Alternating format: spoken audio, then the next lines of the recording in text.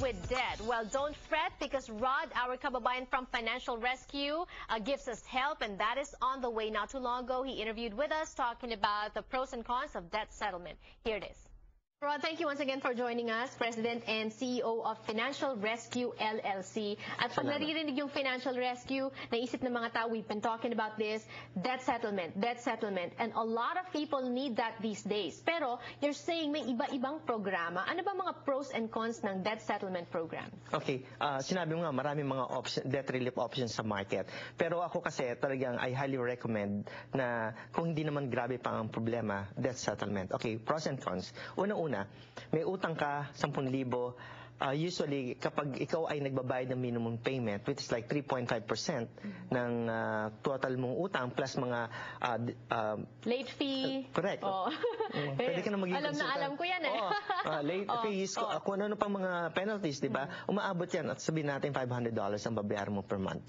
Napakalaki. Sa amin, siguro kalahati lang yan ang babayaran mo per month. So, meron kang 1 monthly payment, hindi mo naisip kung sino-sino mga babayaran mo. So, we give you 1 monthly payment. And then, during I'm sorry, let me just expound on that. Hindi mo naisipan pa. Let's say, 3 credit cards yung binabayaran mo. Sa debt settlement, pinag-iisa yon. Pinag-iisa yun. Lahat yung pupunta na lang sa amin yan. Okay. So, isang cheque lang ang iintindihin mo. Kasi sometimes also, I get confused. Dahil iba-iba yung mga due dates. At least sa debt settlement, isa lang ang poproblemahin mo. Isa lang problema. Isang due date, Actually, hindi mo na kailangan mag-issue pa ng cheque kasi automatic drafting ginagawa namin. Mula sa bangko mo, ililipat namin sa isang trust account na sa pangalan mo rin. O kung ikaw yung kliyente, of course, assuming. Kaya hindi ka matatakot na at the end of the day, teka muna, wala na akong pera, nasa bangko na ng Financial Rescue. That will not happen. Ang pera mo, pera mo. Ang pera mo, nasa trust fund ng nasa pangalan mo. So para ka nagkaroon ng sekretarya na nagmaman ng schedule mo, di ba? Di ba? Mas madali. Oo, exactly. Walang problema. And then, pangalawa, yung pag dumating na yung time na pwede na tayo mag-negotiate, alam mo, monitor namin yan. We talk to the creditors, or collection agencies para monitor namin progress. Kaya kailan nagtutulungan din yung client tsaka kami. Yung kliyente dapat nagko-communicate din sa amin kung ano yung matatanggap nila mga letters. Once na meron tayong nakitang opportunity to settle, then magsisettle na kami. At usually yan, sabi ko nga noon, napakababa, halos kalahati lang. Minsan mas mababa pa ng original mong utang. Di ba? Sarap ng malaki ang natitipid mo. Right. At hindi lang natipid, kundi malaking relief niyan talaga. Dahil kaya ka nga nasa programang to, na this is a hardship program. Kasi nahihirapan ka na. Tutulungan ka namin dyan. It is cost efficient. Kesa sa mga ibang programa available yan, halimbawa debt management program, doon, tulad ng sabi ko ganoon, ang binababa doon yung interest rate lang, not the principal. It doesn't help you. Yeah. Ang laki pa rin ng utang mo. At, di ba, sabi ko, pag nagkaroon ka ng isang monthly payment na miss on time, balik na naman siya sa original na interest rate. So, anong tulong nun? Right. And, halos lahat ng mga kumpanyang merong nasa debt consolidation, minamanage din yan ng mga bangko. Sila din yan. So, just for them to know. Right. See, di ba? Akala mo, tinutulungan ka. But, bangko din ang tumutulong sa'yo. Okay. Sila yung may interest, sila yung may... Nagpapautang sa'yo, sila nga yung naghahabol sa'yo na magbayad ka. Correct. Bibigyan ka lang nila ng kaunting, nangyari magandang option, but it's not really a good option. Okay. Now, sa akin, for my particular case, meron kaming full legal representation. Sa Financial Rescue. Sa Financial Rescue. So kung ikaw ay nasa debt settlement program, nagkaroon ka ng problema, nasuka, merong kasama kasi meron kang full legal representation. Hindi lang yung kalahati nito gagawin.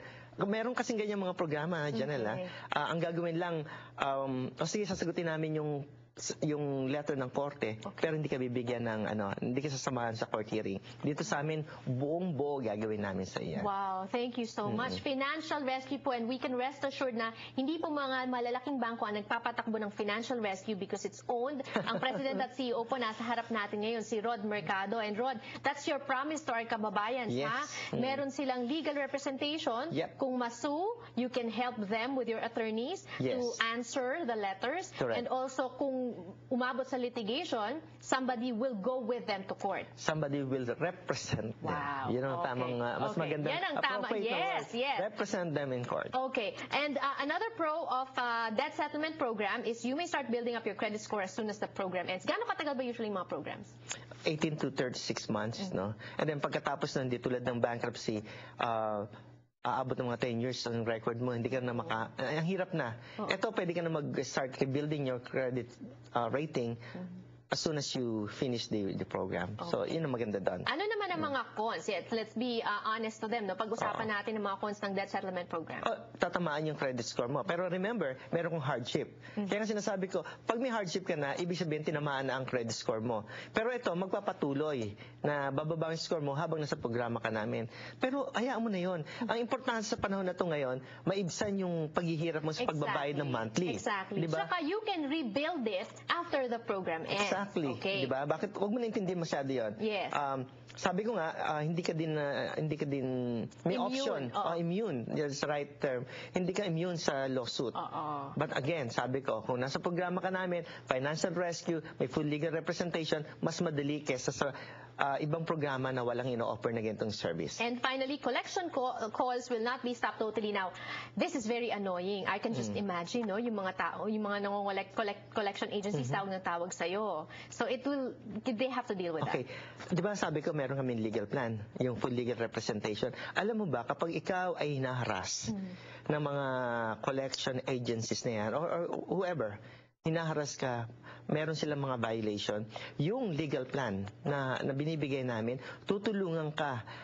Pwede natin mag-file tayo ng demanda sa kanila or ng kaso sa kanila. As a matter of fact, marami kaming cases na nabayaran ang debtor dahil sa harassment na ginagawa ng collection agencies. Okay. So iba na talaga so, pinaprotektahan pa rin namin sila. Iba na talaga pag may kakampi ka, hindi lang sa financial aspect, kundi sa legal aspect kasi magkasama yan. Yes. At isang office lang po ang tatawagan nyo, and that is Financial Rescue. Thank you so much, Rod Mercado, CEO and President of Financial Rescue. They do give free consultation. So tumawag na po ngayon, wag nang maghintay pa, patatagalin nyo lang ang problema, haharapin nyo pa rin po yan. So mabuti pa, tumawag na ngayon. That's the number on the screen.